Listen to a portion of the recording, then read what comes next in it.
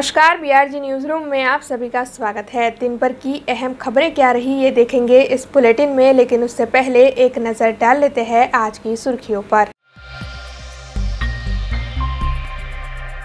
महाराजा Sayajirao university में chancellor की अगुवाई में सेनेट की बैठक हुई आयोजित। बोलने न देने पर सेनेट सदस्य नरेंद्र रावत ने किया बैठक से वॉकआउट। राज्य भर में आज से सरकारी स्कूलों में मध्याह्न भोजन की करवाई गई शुरुआत। शहर में 120 नगर प्राथमिक शिक्षा समिति के स्कूलों के बच्चों को दिया गया अक्षय पात्र भोजन। रुषा सोलंकी हत्या केस में पहली बार क्राइम ब्रांच ने फाइल की 1 हफ्ते में 300 पन्ने की चार्जशीट, दर्ज किए कई बयान। आइए अब देखते हैं खबरें विस्तार से। पादरा के गायज गांव में 3 लाख मीटर पानी के सम्प का खातमुहूर्त करवाया गया, जिससे कि गांव के हर घर तक पानी ठीक से पहुंचाया जा सके। सरकार के पानी पुरवठा विभाग की ओर से 166 करोड़ के खर्च पर महिसागर जूथ पानी पुरवठा योजना की शुरुआत करवाई गई है, जिसका आशय पादरा तालुका के गांवों तक पानी पहुंचाने का है। ऐसे में पादरा के गायज गांव के निवासियों को पीने का पानी मिले, इसी आशय से अंडरग्राउंड सम्प का खातमुहूर्त करवाया गया है। दरअसल गायज गांव को 3 लाख लीटर पानी मिले, इसी आशय से इस सम्प का खातमुहूर्त करवाया गया, जिसके चलते गांव के डिप्टी सरपंच किरण भाई पटेल, ग्राम पंचायत के सदस्य, तालुका पंचायत के सदस्य और साथ ही अग्रणियों समेत गांव के लोग बड़ी तादाद में उपस्थित रहे। पानी जूथ योजना हेठळ आज गायज गामनी अंदर 3 लाख लीटरનો સંપ અંડરગ્રાઉન્ડ ટેન્ક બનાવવામાં આવી રહ્યું છે, જેનું ખાતમુહૂર્ત આજે અહીંયા અમારા ગામના સરપંચ અને તમામ સભ્યોની હાજરીમાં કરવામાં આવી રહ્યું છે, જેનું પાણી ગાયજ ગામને તથા આજુબાજુના વિસ્તારની અંદર જે સોસાયટીઓ બની રહી છે એ તમામને આ સંપ દ્વારા પાણી આપવામાં આવશે અને એનું ખાતમુહૂર્ત આજે આ ગામના તમામ અગ્રજનોના હાજરીમાં કરવામાં આવી રહ્યું છે। पादरा के विधायक जसपाल सिंह पटियार की ओर से पादरा जंबूसर 4 लेन के मुद्दे को साल 2022-23 के विधानसभा के बजट में उठाया गया था, जिसके बाद अब आखिरकार पादरा जंबूसर हाईवे को 4 लेन करने को मंजूरी मिल गई है। लेकिन इस फैसले के बाद अब पादरा जंबूसर हाईवे फिर एक बार विवादों में आ गया है। दरअसल पूर्व विधायक और बड़ौदा डेयरी के चेयरमैन दीनू मामा का ये कहना है कि साल 2017 से ही उनकी ओर से इस मामले में पत्र लिखे जा रहे थे और उन्हीं की वजह से इस फैसले को मंजूरी मिली है, जबकि इसके सामने कांग्रेसी विधायक का ये कहना है कि उनकी ओर से इस मामले को प्रस्तावित करने के चलते पादरा जंबूसर हाईवे को 4 लेन करने की मंजूरी दी गई है। ऐसे में आइए सुनते हैं इन दोनों ने अपनी अपनी क्या प्रतिक्रिया इस मामले में दी है। विधानसभा मत विस्तार जो प्राण प्रश्नों कही शकाय ए पैकीनो पादरा जंबूसर 4 लेन रोड के जेना ऊपर लगभग छेल्ला 7-8 वर्षમાં ના આંકડા જોઈએ તો 400 અકસ્માતો થયા છે, 800 થી ઉપર 400 લોકોના મૃત્યુ થયા છે, 800 થી ઉપર અકસ્માતો થયા છે। એટલે આ ખૂબ જરૂરી પ્રશ્ન હતો। હવે હેવી ટ્રાફિક રહેતો હતો, એટલે વારંવાર સરકારમાં રજૂઆતો કરતા આ વખતના બજેટમાં માનનીય મંત્રીશ્રી દ્વારા જણાવવામાં આવ્યું છે કે 193 કરોડના ખર્ચે આની પ્રાથમિક મંજૂરી આપીને વહેલી તકે ટેન્ડર લેવલે લાવીને પાદરા જંબુસર રોડને 193 કરોડના ખર્ચે બનાવવામાં આવશે। વડોદરા માર્ગ મકાન વિભાગની આ રોડ માટે પહેલેથી તૈયારી હતી, એટલે એસ્ટિમેટ બનાવવામાં જરી પણ વાર લાગે નહીં। લગભગ 10 થી 15 દિવસમાં એ લોકોની વડોદરા માર્ગ મકાન વિભાગની તૈયારીઓ પૂર્ણ કરીને સરકારમાં એ લોકો જમા કરાઈ દેશે અને ત્યારબાદ સરકાર એનું ટેન્ડર બહાર પાડશે। ભારતીય જનતા પાર્ટીના મુખ્યમંત્રી હોય અથવા જેની પણ સરકાર કેન્દ્રમાં હોય ત્યારે પણ પાદરાને પેરિસ બનાવશે, પાદરાને પેરિસ જેવું બનાવશે એ સપનું અમે કાયમ કહેતા આવ્યા છે। અને વિશેષ વાત નહીં કરતા 2017માં જ્યારે મુખ્યમંત્રી વિજયભાઈ રૂપાણી હતા ત્યારે એમના ભાષણમાં પણ મને પૂછવામાં આવેલું કે પાદરાના 2 મહત્વના કામ બોલો, ત્યારે પણ આપણે પાદરા જંબુસર રોડને 4 લેન કરવાનું અને 2012માં તત્કાલીન મુખ્યમંત્રી હાલના વડાપ્રધાન નરેન્દ્રભાઈ મોદી સાહેબ એ પણ ચોકારી ખાતે સભા કરવા આવેલા, ત્યારે પણ તિથોર બદલપુર આડબંધ અને પાદરા જંબુસર 4 લેન બનાવવાનું કામની વાતો થયેલી છે। દર વર્ષે 2 પત્ર સરકારમાં લખેલા છે। તો અમારી તો કાયમ હૈયે વાત હતી અને સરકારના હૈયે પણ આ વાત છે। ભારતીય જનતા પાર્ટી એક જ સિદ્ધાંતથી ચાલે છે, સૌનો સાથ સૌનો વિકાસ। 2017 જ્યારે પણ અહીં ડિબેટ ચાલતા હતા ત્યારે જે લોકો મોડેથી બૂમો પાડતા હતા કે વિકાસ ગોંડો થયો છે, હવે વિકાસને વખણતા થયા છે, એ માટે તમામનો પણ હું આભાર માનું છું। ભારતીય જનતા પાર્ટીનો એજન્ડા છે, એજન્ડા પર પાર્ટી કામ કરે છે। સમગ્ર ગુજરાતમાં જે પાર્ટીએ કામ કર્યું છે એ 2095 પહેલાં એ ગામમાં હોય કે શહેરમાં હોય શું પરિસ્થિતિ હતી એ વખતના લોકો જાણે છે। અને આજે ભારતીય जनता पार्टी सरकारों आया पछी जे गुजरातनो विकास थयो छे ए मॉडल पर आखा भारतनो विकास थई रह्यो छे। तो अमारे तो एक ज वात छे के पादरा तालुकानो विकास थाय। मांजलपुर पुलिस को जो जानकारी मिली थी उसके मुताबिक मकरपुरा जीआईडीसी की फैक्ट्री में शराब की महफिल का मजा लेते हुए 3 लोग गिरफ्तार किए गए हैं। वैसे इस छापेमारी के दौरान 2 लोगों को पुलिस ने वांटेड भी घोषित किया है। वडोदरा शहर की मांजलपुर पुलिस की टीम मकरपुरा जीआईडीसी इलाके में पेट्रोलिंग कर रही थी। उसी दौरान उन्हें जो जानकारी मिली थी उसके मुताबिक मकरपुरा जीआईडीसी में मौजूद पटेल कॉरपोरेशन नाम की फैक्ट्री में शराब की महफिल चल रही थी। इस जानकारी के मुताबिक पुलिस ने वहां पर छापेमारी की और वहां पर मौजूद हरस टेडकिया और हेनिल साकरिया को गिरफ्तार किया, जबकि पटेल कॉरपोरेशन का मालिक नीरज सिंह यादव वहां से भाग निकला। ऐसे में पुलिस ने उसे वांटेड घोषित किया है। वैसे नीरज सिंह यादव सुबह पुलिस को मिल गया था और पुलिस को वहां से शराब की 4 बोतल, 2 कार और 1 एक्टिवा मिली है, जिसे भी पुलिस ने इस वक्त अपनी हिरासत में लिया है। इसके अलावा पुलिस ने कार के चालक और शराब की बोतल देने वाले को भी वांटेड घोषित किया है।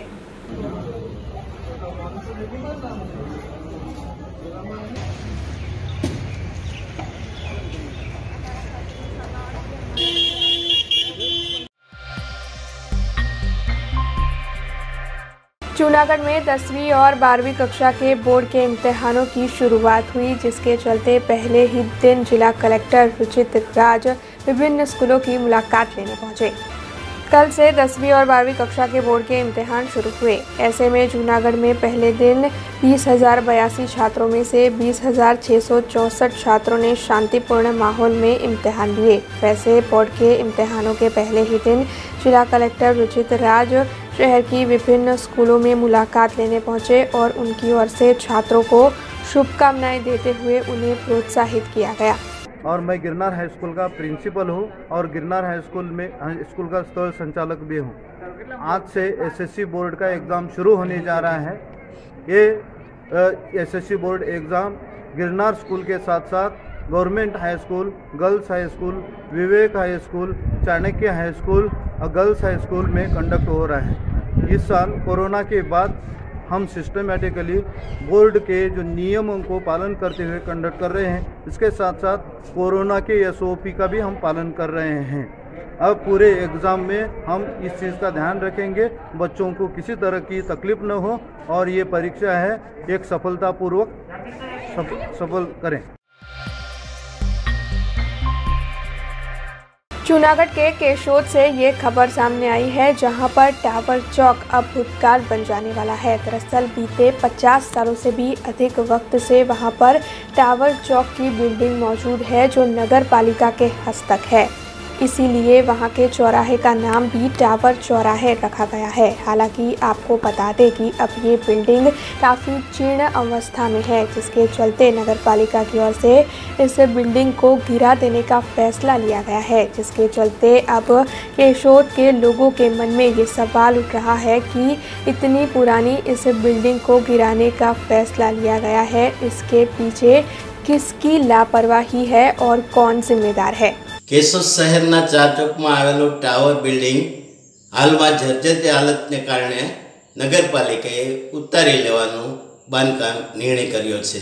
त्यारे एक समय एवो हतो, आज थी 50-60 वर्ष पहला કે જ્યારે આ ટાવરના ડંકા 10 કિલોમીટર સુધી સંભળાતા અને લોકો કેટલો સમય થયો છે તે જાણી શકતા. પણ હવે શહેરીજનો માટે આ ટાવર ભૂતકાળ બની રહી જશે, કારણ કે નગરપાલિકાએ ટાવર બિલ્ડિંગનું બાંધકામ ઉતારી લેવાનો નિર્ણય કર્યો છે. ત્યારે લોકો માટે ટાવર ચોકનું નામ હવે ભૂતકાળ બની रही जाए तो नवाई नहीं। वडोदरा शहर में कार्यरत सरगम एकेडमी की ओर से कई तरीके के आयोजन किए जाते हैं। उसी के चलते इस साल कला प्रेमी अवार्ड का आयोजन करवाया गया, जिसके चलते सरगम एकेडमी की ओर से छात्रों में अवार्ड और मेडल्स वितरित किए गए। शहर की जानी मानी सरगम एकेडमी की ओर से पिछले साल से कला प्रेमी अवार्ड देने की शुरुआत करवाई गई है। दरअसल ये अवार्ड ऐसे छात्रों को दिया जाता है जो किसी भी परिस्थिति में अपने शौक यानी कि कला को छोड़ते नहीं हैं। ऐसे में सरगम एकेडमी की ओर से 27 मार्च को कला प्रेमी अवार्ड का आयोजन करवाया गया, जिसके चलते सरगम एकेडमी के 20 से भी अधिक छात्रों को ट्रॉफी और मेडल्स मुहैया करवाए गए। नमस्कार, मैं हूं प्रतीक उपाध्याय और आज 27 तारीख को सरगम एकेडमी की तरफ से उन सभी स्टूडेंट्स को कला प्रेमी अवार्ड देकर सम्मानित किया गया। कला प्रेमी अवार्ड उन स्टूडेंट्स के लिए होता है जो किसी भी स्थिति के अंदर अपने शौक को और अपने टैलेंट को खोते नहीं है। इसकी शुरुआत हमने लास्ट ईयर ही कोरोना के समय से की है और उस अवार्ड को हम हर उस स्टूडेंट्स को देंगे जो मुश्किल समय के अंदर भी, किसी भी स्थिति के अंदर भी अपने शौक को, अपने टैलेंट को छोड़ते नहीं है, खोते नहीं है और अपना कोर्स कंप्लीट करते हैं। तो 27 तारीख को यानी आज हमने करीबन 20 से भी ज्यादा स्टूडेंट्स को इस अवार्ड को दिया, जिसमें मेडल और ट्रॉफी के साथ साथ हमने सर्टिफिकेट भी स्टूडेंट्स को दिए और उसमें से गवर्नमेंट सर्टिफिकेट भी स्टूडेंट्स को दिए। तो मुझे इस बात की बेहद खुशी है कि किसी भी स्थिति के अंदर सरगम एकेडमी ऐसे कार्य कर रही है और लोगों का विश्वास, लोगों का भरोसा हम पर दिन ब दिन बढ़ रहा है और हमारी ये रिस्पॉन्सिबिलिटी है कि उस भरोसे को हम कायम रखें और उसको और आगे ले जाए। अभी सभी स्थिति धीरे धीरे करके नॉर्मल हो रही है, गवर्नमेंट की तरफ से भी सारी पाबंदियां हटा दी गई है।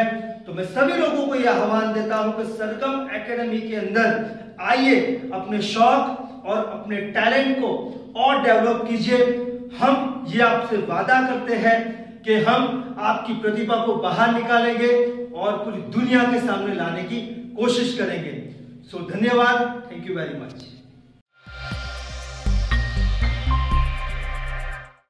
पौर से वडोदरा की ओर आ रहे ब्रिज पर बीते कई वक्त से ट्रैफिक की समस्या खड़ी हो रही है। दरअसल लगातार जो ट्रैफिक की समस्या वहां पर बनी हुई है, इससे आवाजाही कर रहे लोगों को काफ़ी दिक्कतें होती है। ऐसे में आज वहां पर फिर ट्रैफिक जाम के दृश्य नज़र आए और साथ ही इस ट्रैफिक जाम में एक एम्बुलेंस भी फंसी हुई नज़र आई, जिसके चलते इस मामले को वडोदरा शहर शिवसेना आरोग्य समिति के प्रमुख निखिल गडकरी की ओर से उजागर किया गया और साथ ही उनकी ओर से इस समस्या को सुलझाने की मांग भी की गई। તમે જોઈ શકો છો કે મારી પાછળ પેલી એમ્બ્યુલન્સ છે એ ઘણા સમયથી આ ટ્રાફિક બતાવજો જરા। આટલા મોટા ટ્રાફિકમાંથી એ પસાર થઈને આટલા મોટા ટ્રાફિકમાંથી આ એમ્બ્યુલન્સ જે છે એ પસાર થઈને હજુ પણ ત્યાં સુધી રોકાઈ ગઈ છે।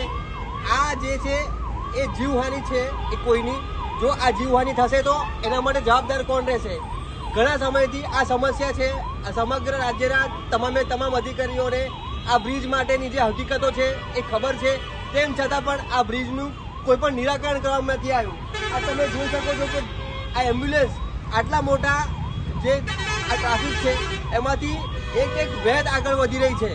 અંદર જે પેશન્ટ છે એને સમયસર જે સારવાર લેવાની જરૂર છે એની જગ્યા પર એ બ્રિજ ઉપર રગડી રહ્યું છે, એની જવાબદારી કોની રહેશે?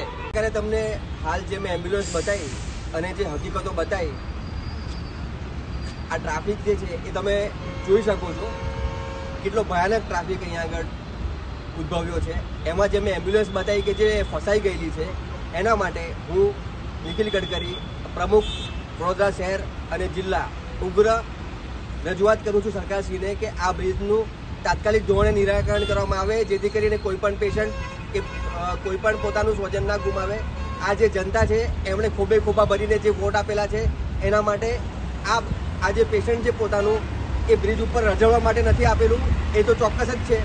જેથી કરીને હું માગણી કરું છું કે આ કોરના બ્રિજનું તાત્કાલિક ધોરણે કંઈ પણ નિર્ણય લેવામાં આવે અને આ જે વચ્ચેનો જે નેરો બ્રિજ છે એ 6 લેન જે છે એના પ્રમાણે બનાવવામાં આવે, જેથી કરીને બ્રિજ પર કોઈપણ પ્રકારની એમ્બ્યુલન્સ જે છે એ ફસાય નહીં અને કોઈ પોતાનું સ્વજન એને સારવારના અભાવે ગુમાવે નહીં। જય હિન્દ, જય ગુજરાત। खबरों के बीच वक्त तो चला एक छोटे से ब्रेक का। ब्रेक के बाद फिर लौटेंगे कुछ और खबरों के साथ। स्टैच्यू ऑफ यूनिटी केवड़िया में दुनिया की सबसे ऊंची प्रतिमा, जहां पर आपके स्वागत के लिए तैयार है एक खूबसूरत अफोर्डेबल स्टे। प्रधानमंत्री श्री नरेंद्र मोदी जी के इस ड्रीम प्रोजेक्ट में butterfly garden, glow garden, jungle safari, river rafting, valley of flowers, dino trail, Jharwani eco tourism, Sardar Sarovar Nauka Vihar, Sardar Sarovar dam जैसे 25 से ज्यादा आकर्षण है। ऐसी खूबसूरत जगह पर आपके कंफर्टेबल स्टे के लिए मौजूद है BRG budget stay. BRG budget stay में आपको मिलेगा अफोर्डेबल लग्जूरियस स्टे, खाने पीने और रहने की बेस्ट फैसिलिटी से सज 150 rooms, conference hall, amphi theatre और पार्टी लॉन्स की भी सुविधा, डेस्टिनेशन वेडिंग, संगीत संध्या, बर्थडे पार्टीज और कॉर्पोरेट इवेंट्स जैसे आयोजनों के लिए बिल्कुल सही जगह। तो आप भी आज ही ऑनलाइन बुक करवाइए BRG बजट स्टे में अपना स्टे। लॉग ऑन करें www.brgbudgetstay.com near circuit house at Statue of Unity Kevadia. Contact number 9584647777। Break के बाद BRG न्यूज रूम में आप सभी का स्वागत है।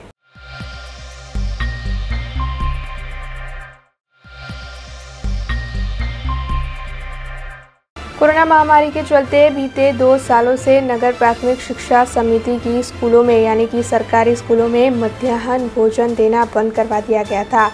हालांकि अब जब कोरोना से लोगों को निजात मिलती नजर आ रही है, तब आज से राज्य भर की सरकारी स्कूलों में मध्याह्न भोजन को फिर से शुरू करवाया गया है, जिसके चलते वडोदरा शहर की 120 जितनी नगर प्राथमिक शिक्षा समिति की स्कूलों में भी आज से बच्चों को अक्षय पात्र भोजन मुहैया करवाया गया। वैसे स्कूलों की ओर से ये एहतियात बरता जा रहा है कि बच्चों को शुद्ध और सात्विक आहार ही दिया जाए। मध्य अक्षय पात्र फाउंडेशन तरफથી શાળાના બાળકોને મફત પૌષ્ટિક ભોજન પીરસવામાં આવે છે દરરોજ। કોરોના સમયગાળા દરમિયાન આ અક્ષય પાત્ર ફાઉન્ડેશન તરફથી ભોજન પીરસવાનું બંધ કરેલું હતું અને આજે લગભગ 2 વર્ષના સમયગાળા પછી અક્ષય પાત્ર ફાઉન્ડેશન તરફથી ફરીથી ભોજન શરૂ કરવામાં આવ્યું છે। ખૂબ જ ખુશ છે સમગ્ર શાળાનો પરિવાર અને બાળકો પણ એટલા ખુશ છે, કારણ કે બાળકોને શાળામાં ક્યાંક ને ક્યાંક જમવાનું નહોતું મળતું। બાળકો શાળામાં અનિયમિત પણ હતા, ઘણીવાર બાળકોને સ્કૂલમાંથી ઘરે જમવા માટે જવું પડતું હતું। આ સ્થિતિમાં આજે અક્ષય પાત્ર ફાઉન્ડેશનનો અમે આભાર માનીએ છીએ, શિક્ષણ મંત્રી અને ગુજરાત સરકારનો પણ આજે અમે ખૂબ જ આભાર માનીએ છીએ અને આ પહેલને અમે વધાવીએ છીએ। જી આજરોજ મેયર આવવાના હતા, તો મેયર શ્રી આજે ચોક્કસ પધારવાના હતા શાળામાં, પરંતુ એમને સ્પષ્ટ કીધું હતું કે શાળાના શેડ્યુલ મુજબ શાળા ચલાવવાની છે, એટલે જેવું આપણે પ્રાર્થના સંમેલન પૂર્ણ થયું એટલે 11:30 કલાકે અમે અક્ષય પાત્ર તરફથી જમવાનું શરૂ કરી દીધું છે। અમારા માનનીય ચેરમેન શ્રી હિતેશભાઈ પટની સાહેબ તરફથી બાળકોને જમવાનું પીરસવામાં આવે છે। કેટલી શાળામાં આ ભોજન તમામ નગર પ્રાથમિક શિક્ષણ સમિતિ સંચાલિત 120 શાળામાં અક્ષય પાત્રથી ભોજન આપવામાં આવે છે। સરકારશ્રી દ્વારા આજથી નગર પ્રાથમિક શિક્ષણ સમિતિના બાળકો માટે આ મધ્યાહન ભોજનની જે યોજના હતી એ ચાલુ થઈ ગઈ છે। આપ સૌ જોઈ રહ્યા છે કે બાળકો ખૂબ જ ઉત્સાહથી આ મધ્યાહન ભોજન લઈ રહ્યા છે અને આજથી બાળકોના પોષણક્ષમ આહાર મળવાનો છે અને આ જે ભોજન છે ખૂબ જ સ્વાદિષ્ટ છે અને બાળકોમાં ખૂબ જ આનંદની લાગણી વ્યાપેલી છે। અને જ્યારે હવે અમારા સત્રને લગભગ 1.5 મહિના જેટલો સમય બાકી રહ્યો છે, ત્યારે બાળકોને આ પોષણક્ષમ આહાર મળશે એના માટે હું સરકારનો આભાર વ્યક્ત કરીશ અને આ સરકારની યોજના માટે સમગ્ર સરकारने હું આભારની લાગણી પ્રગટ કરું।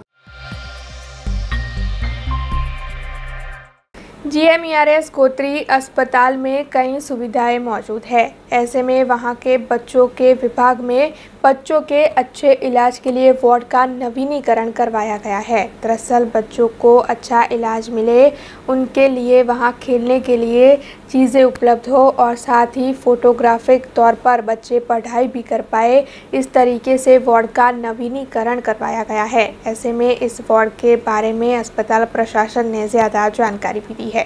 हमारा गोत्री हॉस्पिटल में 5th फ्लोर पर जनरल पीडियाट्रिक केयर माटे वॉर्ड्स है, 3 वॉर्ड्स है जेमां 105 बेड्स है। एमना रेनोवेशन करवामां आव्युं छे एंड एमने वधारे ब्यूटिफाई करवामां अने एवा करवामां जेनाथी बाळकोने अहींया एटला मांदगीमां ज्यारे आवे त्यारे घणा परेशान होय, शारीरिक रीते मानसिक रीते। तो वॉर्ड अगर थोड़ुं सारूं होय, बाळकना प्रमाणे होय तो बाळकने सारूं लागे अने बाळकने सारवारमां मदद मळे। तो that was the purpose of beautifying the ward. અને એને સુંદર બનાવવામાં અમારું લક્ષ્ય એ હતું કે બસ કાર્ટૂન બનાવીને કે એવું કંઈ અમને નહોતું કરવું, અમને એવું કંઈ કરવું તો જેનાથી એજ્યુકેશનલ પણ હોય, બાળકને જ્યારે કોઈ પણ બાળક આવે તો બાળકને કંઈ શીખવા પણ મળે। એટલે સિર્ફ સુંદર બનાવવાની કોશિશ કરતાં એને વધારે મદદરૂપ થાય। અને જ્યારે અમે અહીંયા દરરોજે સાંજે 5 વાગે અમારા જે ન્યુટ્રિશનલ અસિસ્ટન્ટ છે એ એમની સપોર્ટિંગ ટીમ સાથે અહીંયા એક પ્રોગ્રામ કરે છે અને બધા બાળકોને આ બધું શીખવાડે અને બધું બતાવે। તો એવી રીતે બાળકોનો વિકાસ જે છે એ કમ્પ્લીટ 100% બધા ડોમેન્સ અમે જોઈએ અને બધા એસ્પેક્ટ્સ કવર કરીએ કેરમાં। અને એમને એવી રીતે વી વિલ સ્ટિમ્યુલેટ ઓલ્સો કે એ લોકો વાંચવામાં અને બધી વસ્તુઓમાં પણ આગળ એમનું ઇન્ટરેસ્ટ રહે। બસ અમે થોડોક એવો નાનો એવો પ્રયાસ કર્યો છે કે જેથી બાળકોને અહીંયા આવે છે ત્યારે ખૂબ જ દુઃખી હોય છે। દુઃખી એટલે કે એને સારવાર કરીએ છીએ, બાળકને સોય લગાડીએ, બાળકોને બોટલ ચડાવીએ એટલે એને દુઃખ હોય જ છે, બરાબર। હવે આ ચિત્રો જોશે, થોડું ઘણું શીખશે એટલે થોડુંક એનું દુઃખ અમે દૂર કરવાનો પ્રયત્ન કર્યો છે નાનો એવો। અને જે સરકારની જે ગ્રાન્ટ આવે છે એમાંથી અમે આ થોડોક એવો નાનો પ્રયાસ કર્યો છે કે જેથી બાળકોનું દુઃખ અમે થોડેક અંશે દૂર કરી શકીએ કે જેથી કરીને એની સારવારમાં મદદરૂપ થાય। शहर के राजमहल रोड पर नवलखी कंपाउंड के बाहर इको गाड़ी और बाइक सवार के बीच में टक्कर हो गई। दरअसल इको कार चालक ने कार पर से अपना काबू घुमा दिया, जिसके चलते गाड़ी पलटी खा गई। ऐसे में बाइक सवार को टक्कर लगी और उसे इलाज के लिए अस्पताल भी ले जाना पड़ा। हालांकि हादसे की जानकारी होते ही आसपास के लोग वहां पर बड़ी तादाद में इकट्ठा हो गए और रावपुरा पुलिस को भी इत्तला कर दी गई। रावपुरा पुलिस ने इको गाड़ी के चालक और इको गाड़ी दोनों को इस वक्त हिरासत में ले लिया है और इसके साथ ही जो बाइक सवार जिसे चोट आई थी उसका भी बयान पुलिस ने दर्ज किया है। ऐसे में रावपुरा पुलिस की ओर से इस मामले में आगे की कार्रवाई की जाएगी। पानी पीधो तो बच्चे लोग साइड पर उभो तो फूटपाथ पर उभो तो અને પાછળથી ભાઈ આવીને મને ઉડાડી દીધો। એવું થયું કે મેં અમદાવાદથી આવ્યો, અહીંયા જુબેલીબાગ સર્કલ છે ને તો અહીંયા આગળ મને પેલો જો ડ્રાઈવર લઈને ગયો હતો ને એ ડ્રાઈવર મને છોડીને જતો રહ્યો। પૈસા લેવાના હતા એના પાસેથી, તો એ ચાવી બનાવે છે ને આ 3 કુદલાવાળા સર્કલ પાસે એના પાસે હું ગયો। એને મેં કીધું કે અહીંયા ગાડી લઈ લે, નવલખી મેદાન પાસે મેં ગાડીના માલિકને બોલાવી લઉં છું। બેલેન્સ નહીં હતું સાહેબ, તો એટલા માટે મેં ગાડી નકારી ધીરે ધીરે। તો એ મારી બૂટની દોરી જે છે ને એ રેસની અંદર रेस जो देते ना उसके अंदर भरा गई, तो रेस हो गई वो टर्न मारने में। तो बाइक की गाड़ी लेफ्ट साइड थी ना, तो मैंने यूँ टर्न मारा तो रेस हो गई, तो डायरेक्ट अंदर हो गई इसके लिए। तो क्या हुआ? तो जो बाइक वाले भाई थे ना, तो यूँ टर्न मारा ना मैंने, तो रेस हुई ना एकदम से, तो टक्कर लगी तो सीधे झाड़ के अंदर। तुम्हारी गाड़ी का क्या हुआ? झाड़ के अंदर गए ना तो पलटी हो गई अपनी गाड़ी। तुम नवलखी क्या कर रहे थे?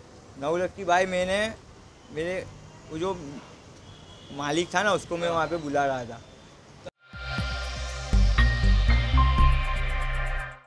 वडोदरा शहर में जो तृषा सोलंकी की हत्या का मामला चल रहा है, उसमें क्राइम ब्रांच ने चार्जशीट फाइल कर दी है। दरअसल वडोदरा शहर का ये पहला ऐसा केस है जिसमें क्राइम ब्रांच ने महज 7 ही दिन में चार्जशीट फाइल कर दी है। 300 पन्ने की चार्जशीट तैयार की गई है, जिसके चलते क्राइम ब्रांच ने कई लोगों के बयान लिए हैं। इस मामले को लेकर क्राइम ब्रांच के उच्च अधिकारी ने ज़्यादा जानकारी भी दी है। તૃષા સોલંકી જે એક 19 વર્ષની આશાસ્પદ છોકરી હતી, એનું ગત 22-23ના રોજ ખૂન કરવામાં આવેલું હતું।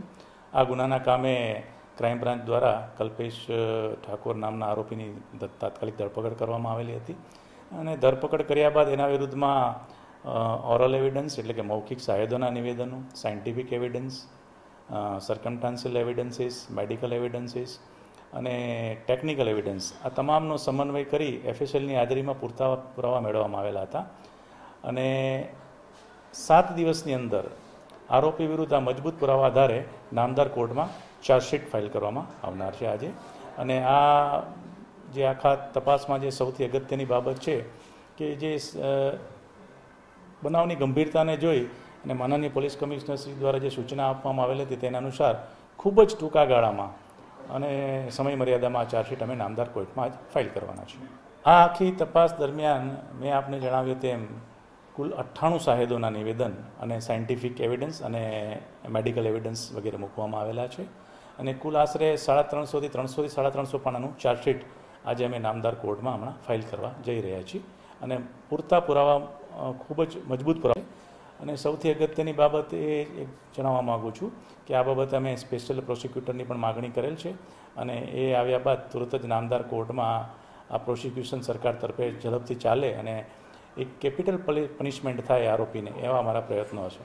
હા, આ બનાવમાં તપાસ દરમિયાન જે આરોપી કલ્પેશની પૂછપરછ દરમિયાન બનાવના આગલા દિવસે એટલે કે 21 તારીખના રોજ એણે સાંજના સમયે આ બનાવવાળી જગ્યાએ રેકી કરેલ છે અને ત્યાં એની હાજરી પ્રસ્થાપિત થયેલ છે એવો પણ પુરાવો અમને મળેલ છે।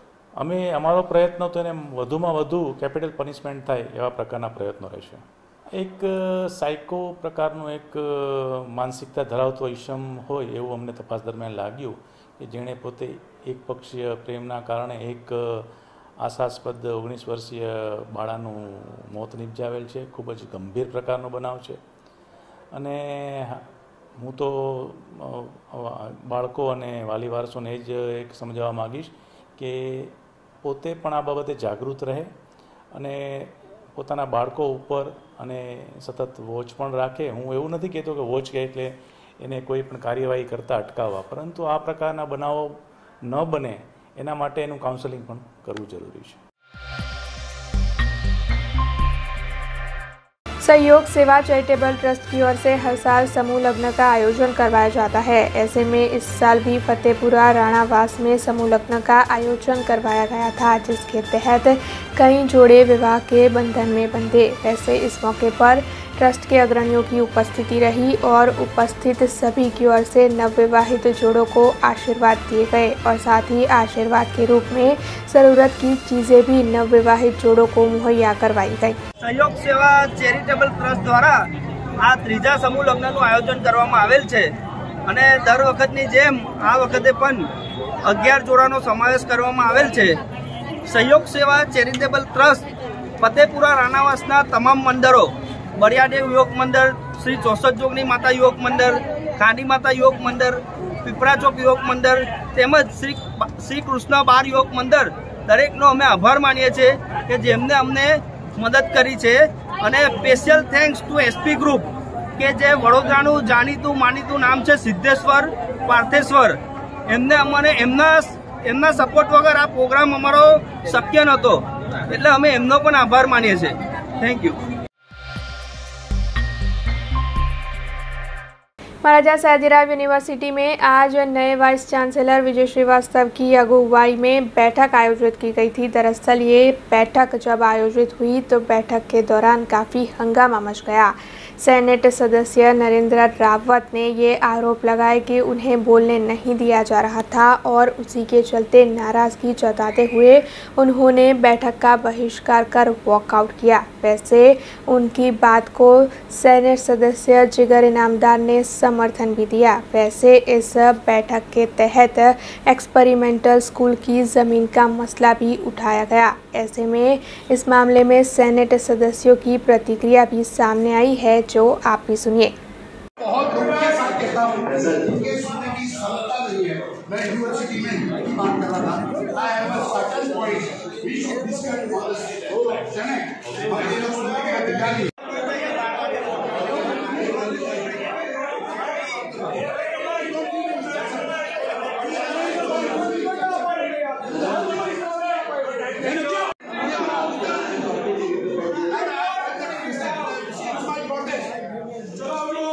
મહારાજા સયાજીરાવ વિશ્વવિદ્યાલયની સેનેટની મિટિંગ વર્ષમાં એકવાર મળતી હોય છે. વર્ષમાં એકવાર મળનારી આ સેનેટમાં એન્યુઅલ રિપોર્ટની જ્યારે ચર્ચા હોય ત્યારે તમામ સભ્યો પોતાના સૂચનો એ આપી શકતા હોય છે. આ વખતની સેનેટમાં 104માંથી 85 સદસ્યો ભરાયેલા છે. બાકીની જગ્યાઓ 19 સીટો ખાલી છે.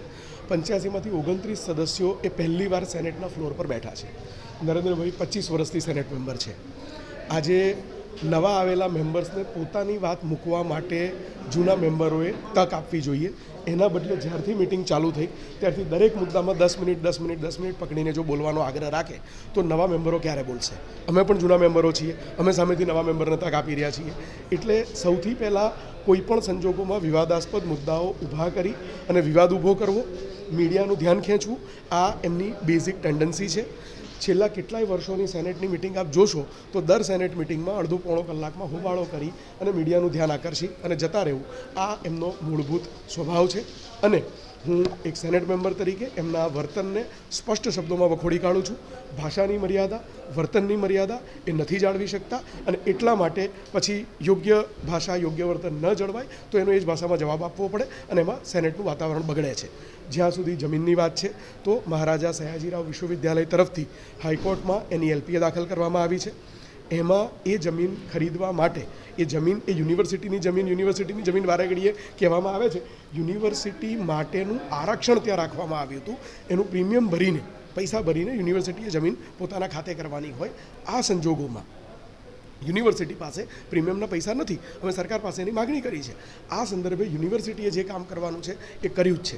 અને જ્યાં સુધી એક્સપેરિમેન્ટલની આગળની જગ્યાનો સવાલ છે તો આ જગ્યા એમાં જે કોઈ મિસકન્સેપ્શન, કમ્યુનિકેશન કે કન્ફ્યુઝન કોર્પોરેશન તરફથી હતું. હું આદરણીય મેયર શ્રી કેયુરભાઈ રોકડિયાનો હૃદયપૂર્વક આભાર માનું છું કે કેયુરભાઈ રોકડિયાએ સેનેટના ફ્લોર પર એવી જાહેરાત કરી કે એ કેસ કોર્પોરેશન પાછું ખેંચી લેશે, જેથી કરીને એ જગ્યા યુનિવર્સિટીની હતી, યુનિવર્સિટી પાસે રહેશે અને ભવિષ્યમાં ત્યાં